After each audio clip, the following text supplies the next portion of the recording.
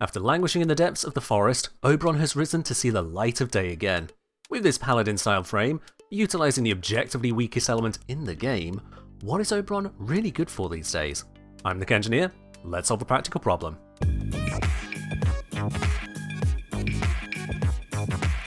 Post-rework, Oberon's 4 active abilities haven't been replaced at all, but the way they work has been significantly overhauled for a more coherent kit.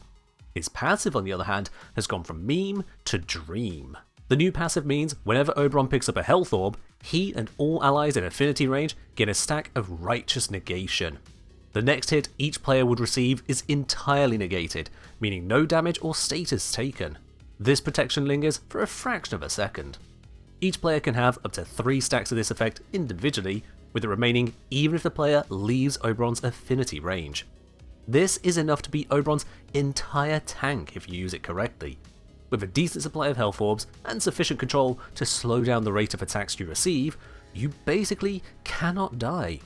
As it so happens, Oberon's kit facilitates just that. Starting at the end, Oberon's 4th ability is Reckoning. It'll lift up enemies in range and line of sight, irradiate them, strip their armor, damage them, slam them into the ground, leave them open for ground finishers, and mark them to drop a health orb on death 50% of the time.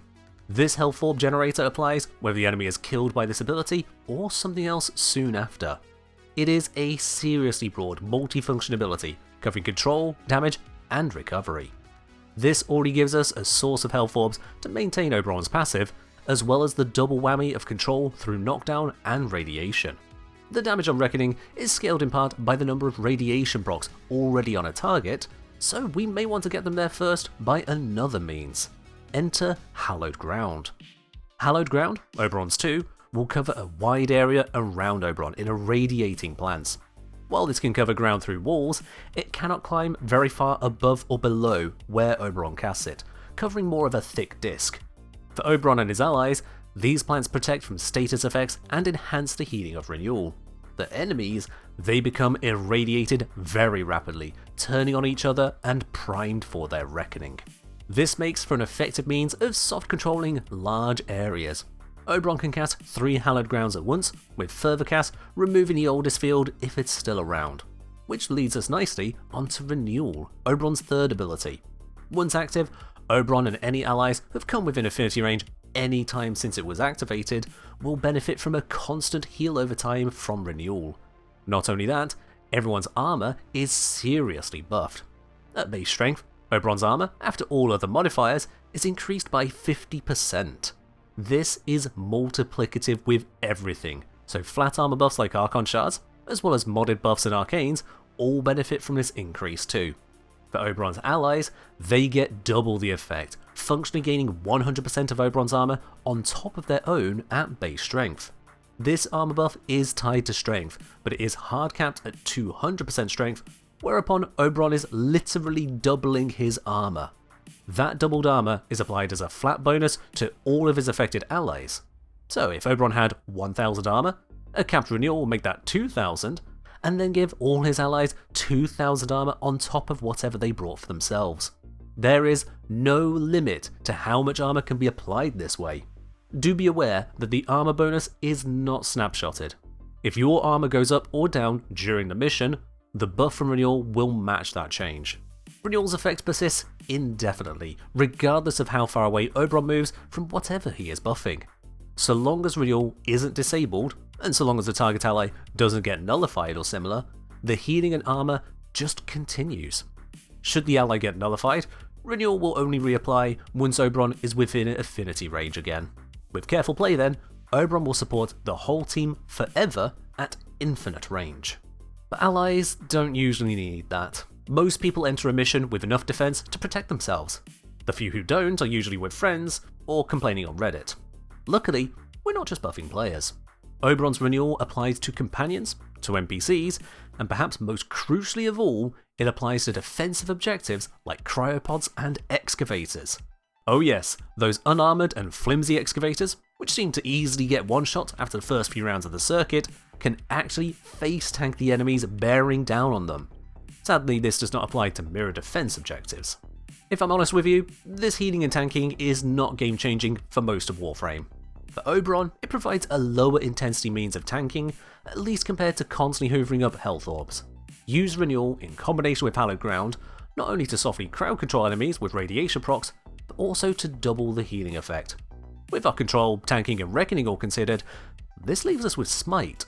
This first ability is a targeted damage dealer. You simply point at an enemy within range and smack them with Smite. Immediately on cast, the target will have all overguard and armor permanently removed from them, regardless of your strength. They then take damage based on a portion of their hit points. This starts at 35% and is capped at 75% with 215% strength. No matter the level of the target, this will always scale to take a chunk off their defenses and hit points. The 75% cap isn't the end of things though. If you apply a suitable boost, as in to increase your ability damage by just 1/3, you will be dealing 100% of their hit points as damage. Believe it or not, when something takes damage equal to its hit points, it dies. This can come in the form of Archon Shards for extra damage on irradiated enemies, ability buffs like Raw, damage buffs like Viral procs, or if the enemy is simply vulnerable to radiation damage. With no outside help whatsoever, a capped Smite on a typical Murmur enemy will one-shot them, as they take 50% extra damage from radiation. This does go both ways though. Enemies with additional damage reduction, either specifically against radiation like with the Corrupted, or in general like boss units and acolytes, they will not be so easily one-shot. For many, it's simply not possible. You'll strip their defenses, but need to kill them another way. After slamming into your main target, Smite then erupts into a small AoE around them. The AoE doesn't strip defenses, only dealing a smaller portion of damage scaled on the original target's hit points. As this is a smaller portion, you're unlikely to be able to one-shot nearby enemies of the same type. However, if you target beefier enemies, a small portion of a lot of hit points can still be a lot of damage. For this reason, Smite even prefers to target Xmas units if multiple enemies are clustered around your aim. With the right setup, you can repeatedly smite whole groups of enemies this way. So, let's talk setups. This first approach focuses on using Oberon as a solo damage dealer. This is best suited for high enemy density missions to not only have constant clusters we can semi-nuke, but also to maintain our energy demands. I'll be upfront with you, it is not a very powerful approach, but more a means to make Oberon more than a support. The process to make it work starts with reckoning enemies for the health orbs, giving us our only real tank. Reckoning will also soften our enemies up with armor strip, supported with viral procs from a companion like Panzer. Then, with Raw active, we smite our targets to create bursts of kill zones. The build itself looks like this. The first focus is on all of the range. The AoE of Smite is not that big, so maximum range means maximum value, enhancing the radius of reckoning in the process. Beyond that, we have plentiful strength for a high Raw and AoE multiplier, enough duration to not keep casting Raw all that often, and Arcane Battery as our source of energy max. If you don't use a viral priming companion, you will need to use a status priming weapon instead. Without this, the AoE damage simply isn't enough to kill, and there's no room for weakness in this tight setup. Without priming, the AoE damage this build deals with Raw is only 59% of the main target's hit points. Sure, if you hit an Xmas, that's a lot. Very often, there won't be a big target to select, and you can't afford to have this ability be useless until one shows up. Viral is basically needed when solo like this. Make sure you set up in an ideal room in your survival mission of choice and, with buffs applied, blow up the area one group of enemies at a time. This setup will not work against the Corrupted, wherever they spawn, due to their resistance to radiation damage. There is also a means to vary the effect to not have to rely on Raw and a good target spawning. We can instead use Decoy. With a very similar setup, trading out a little bit of range for the damage decoy augment, we can cast Decoy on an enemy. With Decoy, since it got overhauled not too long ago, its health scales on the amount of health of nearby enemies. With a high enemy density, and the very high range of the build, that could be a lot of hit points. By casting a damage decoy then, we have one very beefed up target, regardless of how many hit points they usually have, and we can smite that. The resulting AoE is effectively scaling its damage based on the grouped hit points of the enemies, not just a single one. It's another meme-like variant of the build, and works far better on Oberon than it does on Loki, despite the available subsume choices. Still, in a high enemy density mission, basically in Steel Path survivals, Oberon is able to use a damaging ability which scales with the enemy health, and use a tank ability which ignores the enemy damage scaling. In both cases then, this is level cap viable. No limit, no slowdown, percent base damage, and complete invulnerability. It's not perfect, but it works. For something a little more comprehensive of Oberon's kit, bringing to bear his true potential as a support frame, we can go for a style designed around the circuit. This will work basically anywhere you want to protect an objective's hit points, except mirror defense, but crucially it is designed to function even without a companion or choice weapons in your loadout. Naturally, when you can pick those, you can get even more value out of it. There are a few optional switches in how you approach this depending on how you prefer to play Oberon. One option is the non-subsume variant. This allows us to use Smite Infusion for weapon damage bonus and retain the ability to target particularly heavy units and deny them their existence. Alternatively, you can swap out Smite for Parasitic Armor. This costs you your Shield Gate and Smite ability, in exchange for a lot of additional armor for Renewal to scale from. Likewise, when it comes to energy economy, Oberon is just as satisfied using Equilibrium and Arcane Battery as he is with Prime Flow and Arcane Universal Fallout. Which of the two energy pairs you use there is a matter of preference and ownership. But both a high energy income and high energy max are a very good idea to allow Oberon to keep up all of his efforts. Lastly, the Arcane Ultimatum is a consistent and easy to achieve source of another 1200 armor, which only requires a finisher kill every 45 seconds. You can attack enemies knocked down by your abilities to achieve that. Otherwise, it can be swapped for Arcane Guardian for a lower armor bonus with no finisher requirement, or another Arcane to better suit your playstyle. With this approach to the circuit, I highly recommend you check what your weapon options will be before loading in. Armed with that information, you can decide if you'd rather focus finishers, Smite Infusion, or another focus with your weapons. Oberon has the freedom to adjust his setup to match your playstyle, while still making excavators tanky, whichever setup you settle on. Your allies will be eternally grateful for that. When testing this, I did encounter a few bugs, the most devious of which was Renewal sometimes fails to properly activate when switching stage or if you've been knocked and revived. This led to Oberon and excavators not getting the expected armor buff. If in doubt, just recast it. If you get in range once with Renewal working as intended, the target will have its benefit as long as Renewal stays on. Beyond that, use your 2 and 4 for control and debuffs to ensure enemies never successfully threaten a mission again. As for our final build, Hallow there, we can make use of Oberon's Hallowed Eruption augment. This augment reduces our maximum Hallowed Grounds to just 1, with recasting of it instead clearing the existing patch and dealing all of its potential damage in a single burst. Effectively, we have a grass nuke.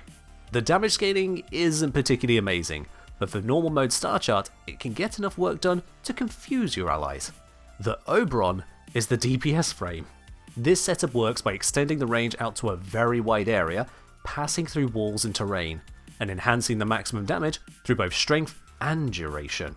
As we're delivering all the potential damage over time in a burst, duration is a damage multiplier. In order to keep casting it, we need a good energy economy, so once again, we have Arcanes shoring that up as much as possible. If you really wish to invest into it, subsume on Further Power with either Raw, the obvious buff choice, or consider No-Co subsume ability to get more strength and energy. Oberon can multiclass from plants into mushrooms with good success.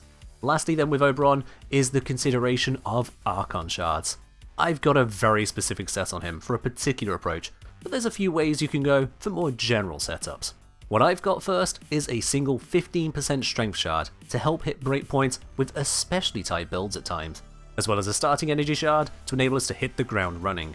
Then 3 topaz shards for ability damage on irradiated foes. Usually I wouldn't recommend such shards, strength is usually better, but Oberon has a capped and percent based ability, with 75% smite as the limiting factor. A 35% increase in damage via the topaz shards is just enough to increase that to 101.25%. We hit that one-shot breakpoint. So 1 Talforge shard and 2 normal shards will hit the requirement so long as you are smiting an irradiated foe, such as from Hallowed Ground. If you're using some other smite enhancement though, like raw or viral procs, then these shards will be as good as useless. They go back to just a 35% damage uplift on specific abilities in specific conditions. not exactly a game winner on a support frame. For more broad use cases, you consider Armor Shards to just beef up Oberon and allies, Shield Shards in order to get even more out of parasitic armor when using that, casting speed is always welcome for those long to activate Reckonings, or finally use Strength, Duration or Orb Conversion Shards to cover any gaps in your setup if you're lacking the exact modding I've shown earlier. This should give you everything you need to get the value out of the newly reworked Oberon. Whether you're running support, DPS or a Hydron nuke, he's got options to make you star of the team. If you found this helpful, support the channel on Patreon with the link below. That's all from me for now, so as always, cast grass, kick ass, and fight well, Tenno.